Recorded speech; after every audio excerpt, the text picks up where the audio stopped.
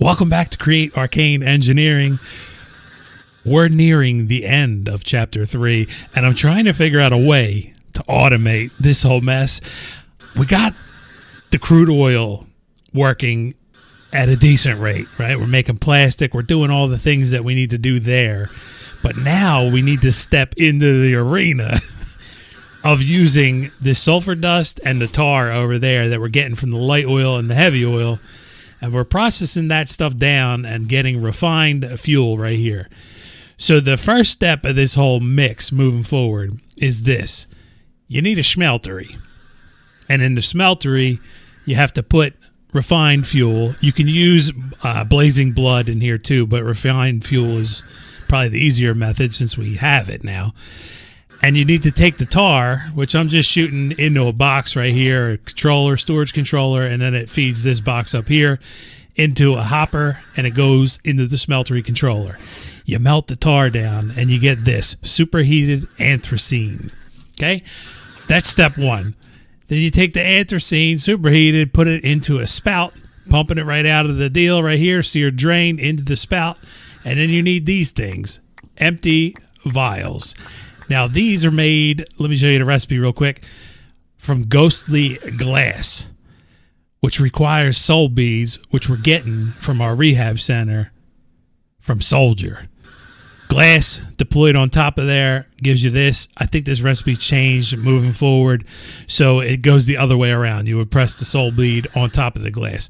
No big deal. In the end of this process, you get your vials back.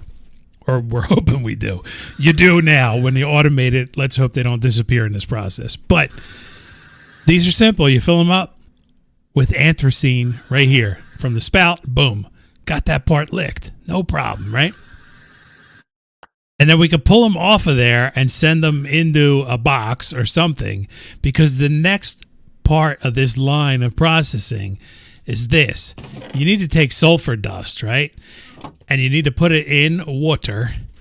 And when you put it in water, it turns that into sulfuric acid. And then you take these anthracene things, toss them into the sulfuric acid. And sometimes you only get one back, like I just did. So my theory was this. I was going to have this right here. Dropper, boom. Easy. Observer, it watches this water block. And when it changes, it gets a redstone signal. And then it tells this dropper, this changed, put a piece of sulfur dust in there. Boom. Works great, right? Not even a little bit. Because sometimes it does work, but sometimes it shoots like over here. And then this block changes. And then there goes your whole water source ruined, right? Doesn't work. So I need to come up with a different plan for this. But let me process these real quick. And like I said, look, boom. See, sometimes it works, but you're wasting a bunch of sulfur dust. And we don't really have that to just throw around willy-nilly style. Well, we have a decent amount of it, but it's not like, okay, we can keep moving forward, right? And just toss it all over the ground, because I don't like to set things up like that. Number one, it's bad for your world. We're already struggling FPS-wise. I don't know if you can tell by the quality of the videos now, but it's on a struggle bus road. Step two, that's step one. This is incomplete. We need to submerge it into this dichromic acid, and to get this, you roll glowstone dust over top of a drain, and then you get the dichromic acid. You get a byproduct of this chromatic waste, which will just void that off in the future. No big deal. So I thought same thing here, right? No problem. We could do that. Shoot them in the deal. Boom. Drop them in there. Apologize. My allergies got me a little choked up today. So notice that block disappeared, and then we could take a piece of this stuff right here, boom, toss it in there, and it'll change back. The whole dropper thing is gone. And look what just happened there. See how it changed this block now to that? That's going to be a problem. So I'm not even sure that automating it this way is going to work.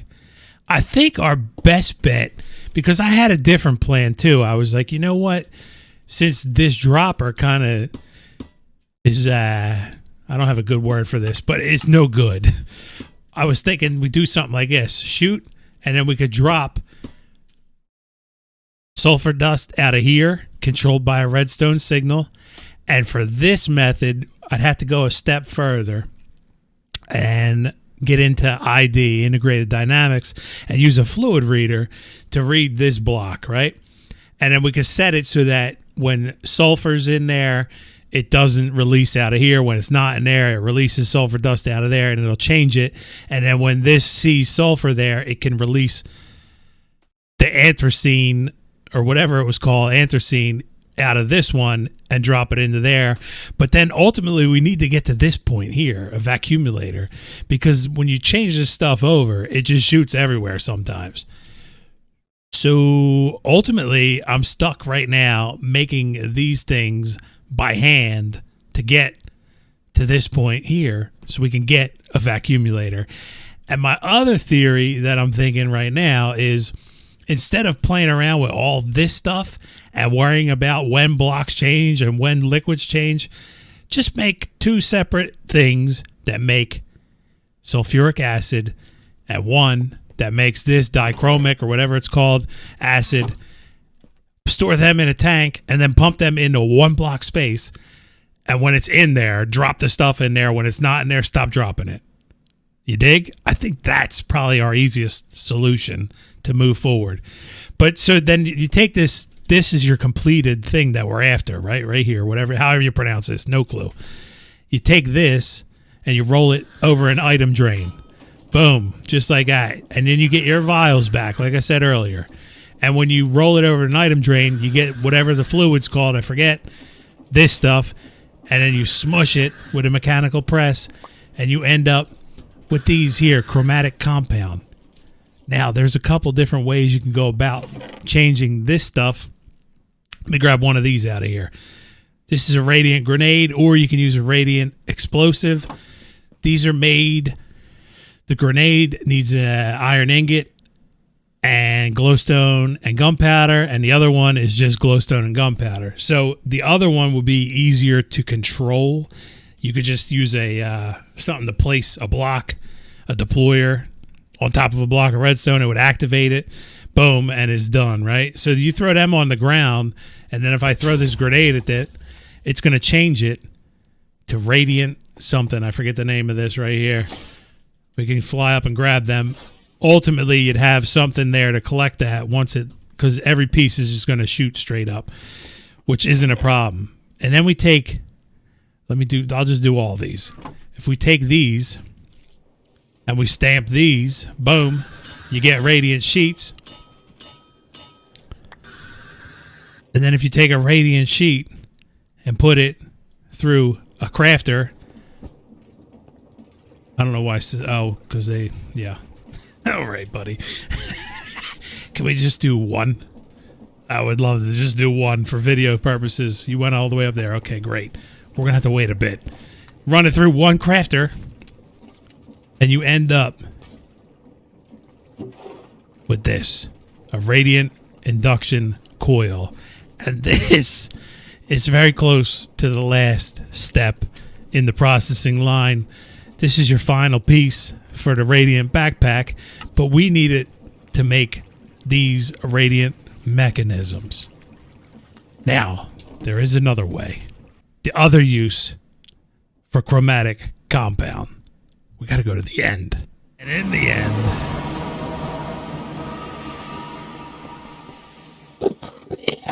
I don't know you. Don't look at me. In the end, if we take this chromatic compound and toss it into the void, something should happen.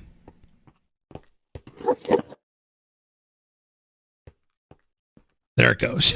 I was like, okay, buddy.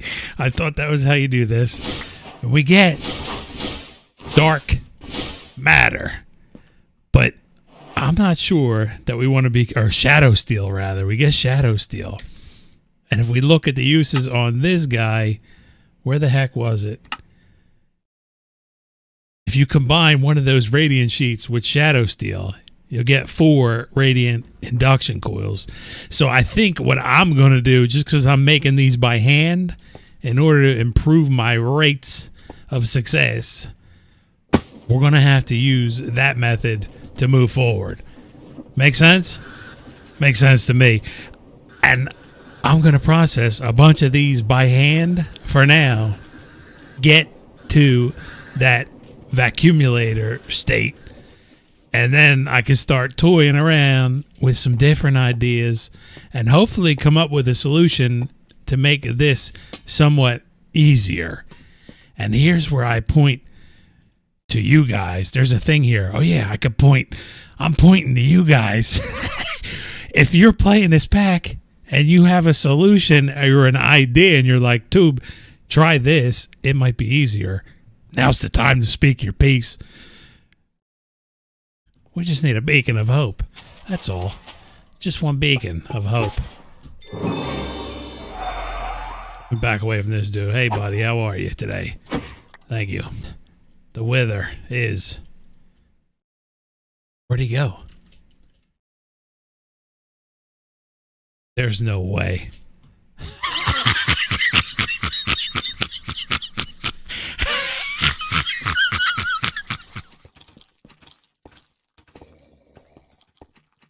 Told you should use a crystal tube. You could save all your levels. We're back, baby.